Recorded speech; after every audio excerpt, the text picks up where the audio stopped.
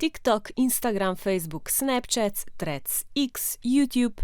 Argumenti za prepoved družbenih omrežij za mlajše od 15 let.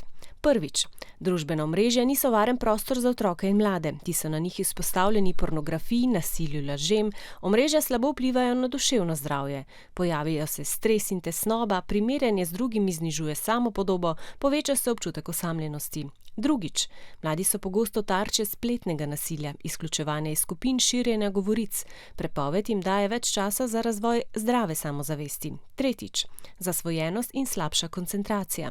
Narejene so tako, da zadržujejo pozornost, neskončno drsenje škodljivo, slabo vplivajo na spanec. Četrtič, algoritmi družbenih omrežij prepoznavajo čustva uporabnic in uporabnikov, še posebej neprijetna. Posledica tega je še več ponujenih škodljivih vsebin, ker te pritegnejo pozornost. Petič, zaščita zasebnosti. Mladi delijo preveč osebnih podatkov in fotografij, ki na spletu ostanejo za vedno. Prepoved preprečuje tudi nevarne stike z neznanci. Šestič, oglaševanje. Družbeni mediji prepričajo v nakup, saj lahko natančno ciljajo svoje potrošnike, prepričajo tudi k sledenju trendom, ki so lahko zdravju škodljivi, na primer nekatere vadbe, kozmetika, prehrana.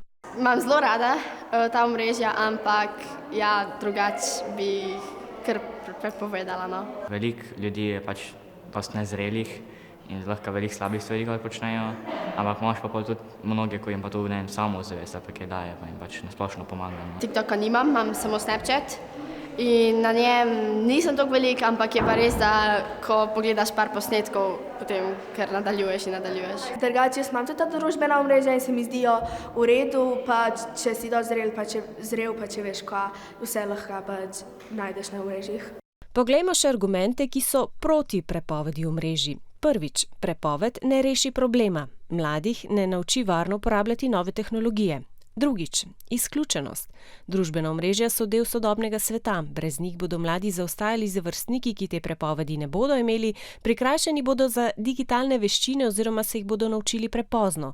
Tretjič, prepoved je težko nadzorovati. Na skrivaj bodo družbene medije uporabljali vseeno, nekateri celo s pomočjo staršev ali starejših sorodnikov. Brez znanja in nadzora bodo mladi še bolj izpostavljeni nevarnostim, sploh če velika podjetja ne bodo več izvajala varnostnih ukrepov, kot jih zdaj, ko so mladi še tam.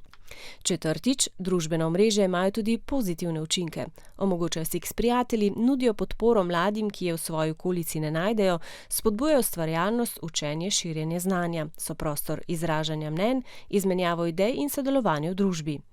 Petič, Evropska unija že ima zakonodajo, ki lastnikom družbenih omrežij nalaga skrb za varnost otrok in mladih na svojih platformah.